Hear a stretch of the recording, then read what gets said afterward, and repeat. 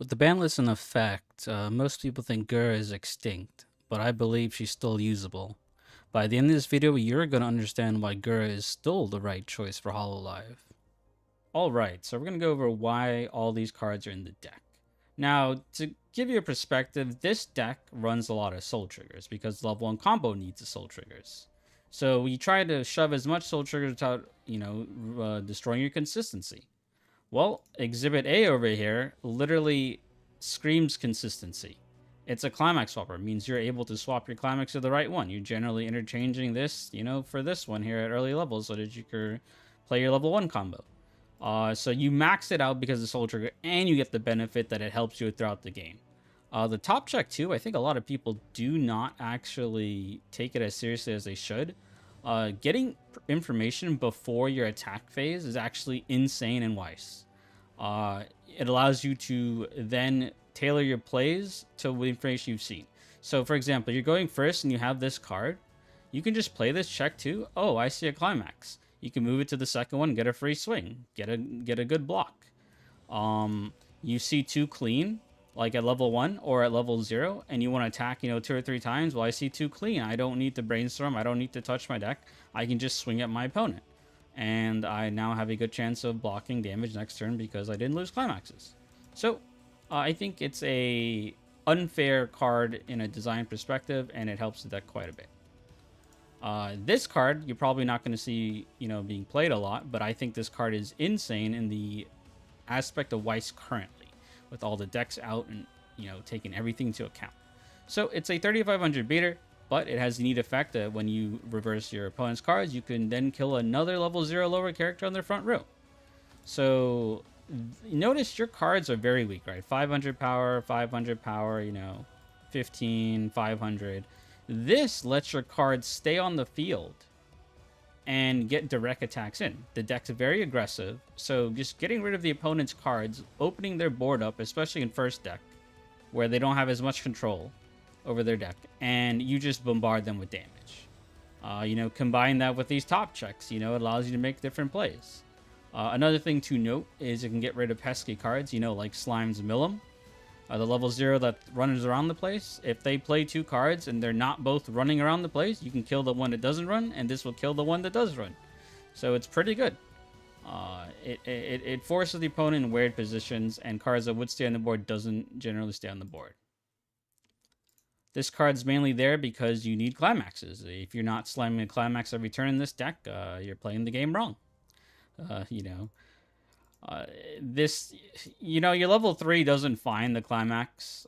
You're solely reliant on drawing them or triggering this gate icon. So this just allows you to easily find a climax, and then because you run 4 climaxes, you can swap into the right one. This other effect, some cool nifty things you can do is if you don't search your deck after you use the effect and you see a climax, you can just stack at the bottom because your deck mills fairly well and you brainstorm, salvages cards. It grabs cards from waiting room. It doesn't search. You can probably just play in a way where you just get a nice block at the end of the your level 1 turn. That's just situational. That you would just know that you can just move the deck around. It also, because you can move it to the bottom deck, you can brainstorm after, and it'll 6 card, like it acts as like a 4 card brainstorm. 6 if you add like some of this other stuff on there. This card right here, mainly free stock. We love free stock. It allows Hololive to always be within 1 to 2 extra stock than what's showing. And it just opens up plays, right? You have more stock. There are times where you can literally play this first turn. And then, use this and search a card out. It is very situational in those aspects. But the main point is your deck, your ideal finishing turn is pretty stock heavy. So this aids in that resource management.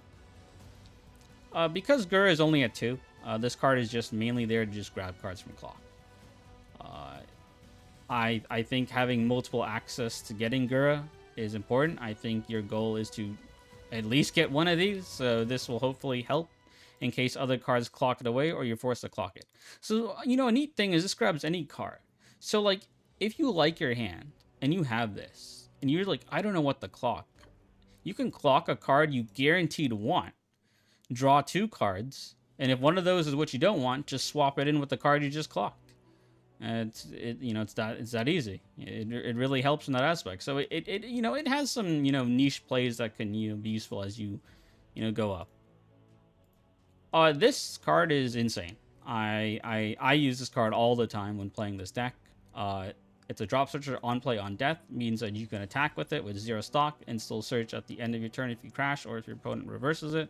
It's at 500 power, so certain bombs, like these like level 0 reversers and stuff, they might not be able to, they might be stronger than it, so they can't like remove it from the field.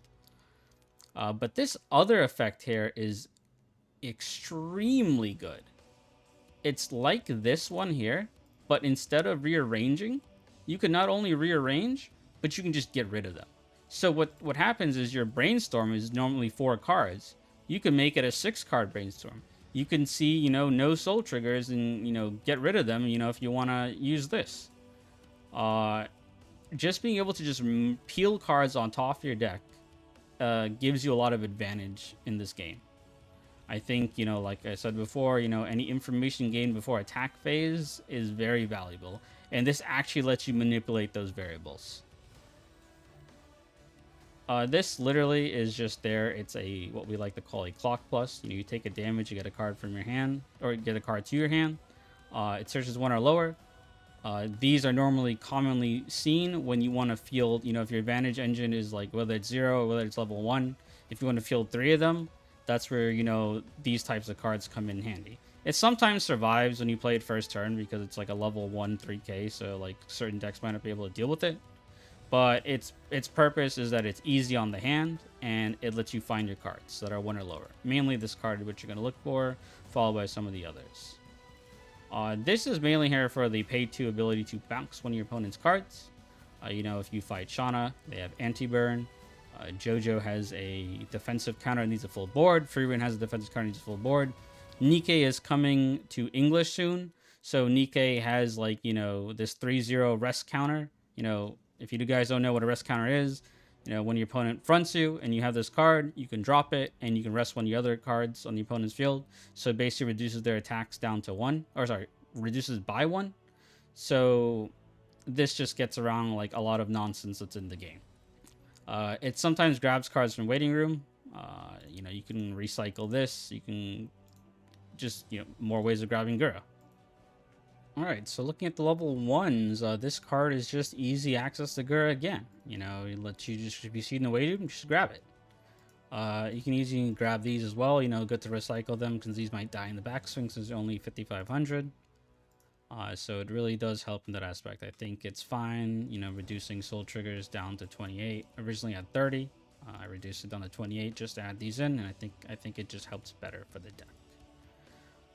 This brainstorm, soul trigger on a brainstorm, nothing more to be said. Just like the level 0 climax swapper, this card's also another design mistake in my opinion. So now you can just add more soul triggers on a card that's already going to be played in most decks in Weiss. Brainstorms are really good. It is a salvage brainstorm, so it grabs cards from waiting room. So it does kind of synergize a little bit with this combo that mills. So you may mill to the new deck, and when these die, you can grab them back. And speaking of that, this combo is literally the cornerstone of this deck. I think this, because of Hololive, because of these soul triggers right here, these specific 8, plus this level 1 that also has the soul trigger, I think really smoothens out. Like, it makes Kali the best shell. I don't even want to look back. Now, let me explain why. Normally in traditional combos at mill, like Amelia or like Yuki that check top 5 or check top 4, you have to move through your deck to get a card. So you still have to move through one. So at minimum, you're moving through, let's say you play 3 of these, at minimum you're moving through 6 cards. And you can lose like maybe like 1 to 3 climaxes in that.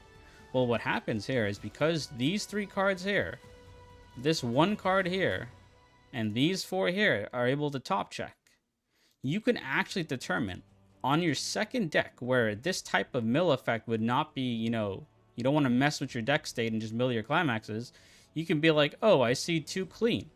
Let me grab a 0. Because how this combo works is it salvages cards from your waiting room equal to the number of soul triggers milled. So you can mill 0. It says up to. Put up to 4 cards. If you put up to 0, you can grab level 0s. So on your second deck, you can just grab these 0s. And that will be able to, and you can like, that way you're triggering fine. You know, you're not getting rid of climaxes. You're not moving through your deck. You're not taking any unnecessary risks. Couple that with its base power line being, you know, what, 55? So it's 7k with the climax. Make that with this Brainstormer, like center is at already 85. You can reverse most things fairly easily. So that is the point of the deck, right? You hit them hard with damage, you have good deck states, and you reverse their cards. So there is less resources for them to work with, and they have to now look for resources. I just run this counter because of the soul trigger. It's nice to have at least one counter because this card lets you grab cards based on soul triggers, and we have 28. It's easy to mill 2 soul triggers than 4 cards. So if there's a specific matchup that plays like a level 3 that comes out early that you don't like, this can get rid of it, such as like Sora from Hololive or Yuna from Sword Art Online. The reason why you play this deck, Gura. 2 reasons why. It comes with this climax. We love the gate climax. It has a soul trigger and you can grab climax. It means you can slam climax down every turn.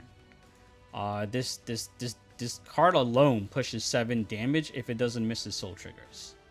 So your goal is to get 2 of these, and for every one you don't get, that's why we play 3 of these. This is a non-climax combo finisher. It's on reverse, pay 3, ditch 1, you know, burn 2. And you can, like, you know, scry for the top of your deck or whatever. But this also lets you play cards for free. So what this works really well is you can play this to summon out 1 Gura and then hard play the other Gura. And now for 2 Guras and 1 of these, it's only 8 stock. Before, when Gura was at 4, for triple Gura, it's 10 stock.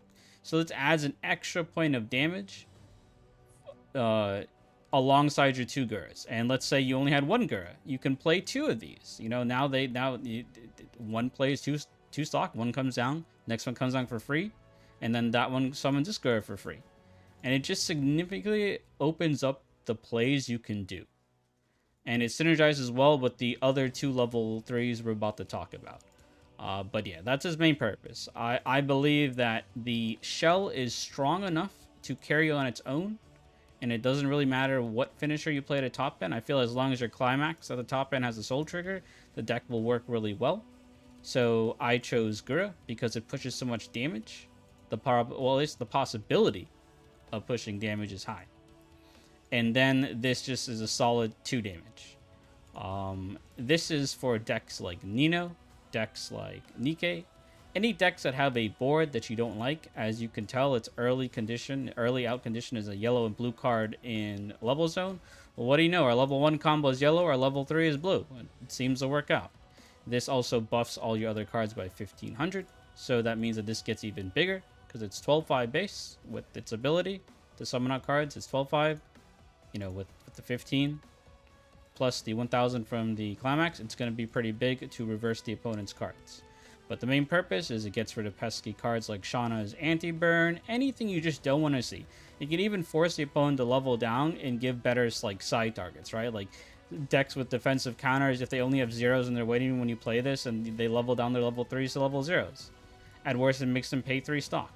So this works really well with this, and it can help you get rid of pesky cards at level 2 and at level 3. This is what we call a stock swap. It is probably one of the best equalizers in the game. If the opponent's rolling you, they're just blocking a lot of damage, they're pooling stock. This makes sure that they're very careful of not, you know, gaining too much stock so that their resource gain isn't as high as it would be. This works really well too with this, right? You can play this, play 1 of these, and then play this, because this costs 3 stock in total, right? 2, and then plus the 1 for its ability. It is pretty costly. So a lot of times before, you couldn't really play this alongside this unless you got enough stock, right? So this just allows you to like mix and match how you want to play your finishers. I have this in here because I like healing. It is also hexproof, so it can ward off certain attacks. And it's not affected by counters like this. And you just play it out. 4 more is a very easy condition. It heals. You know, we love healers. You can just beat a card up.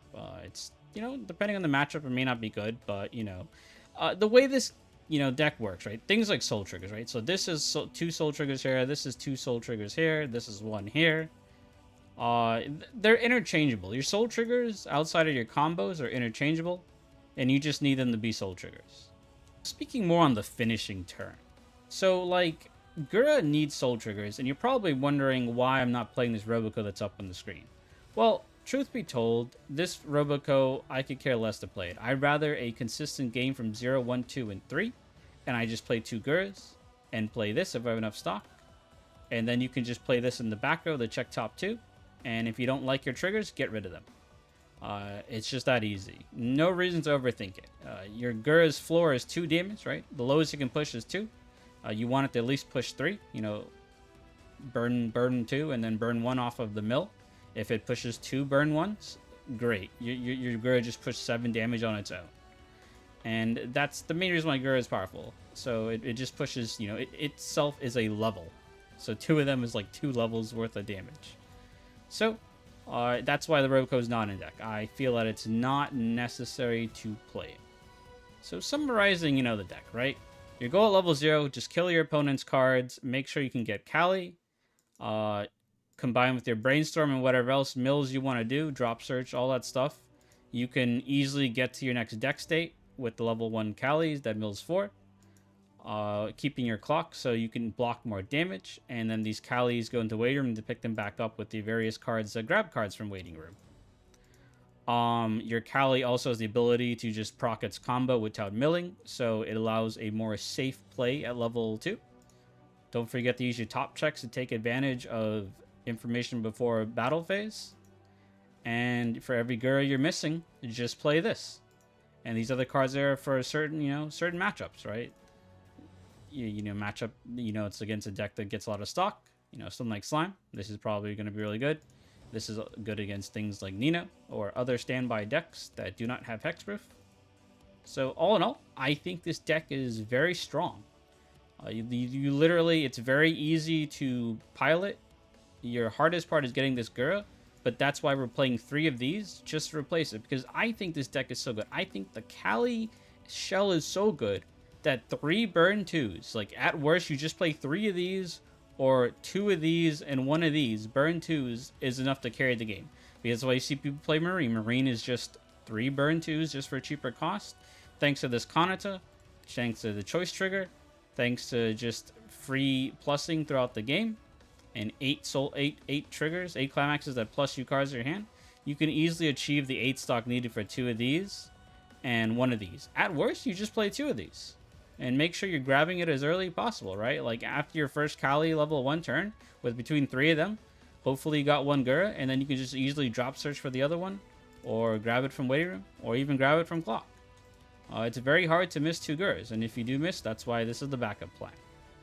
So I hope you guys enjoyed this video. We're going to have gameplay on this video soon, or like on this deck soon. So catch us for that next video.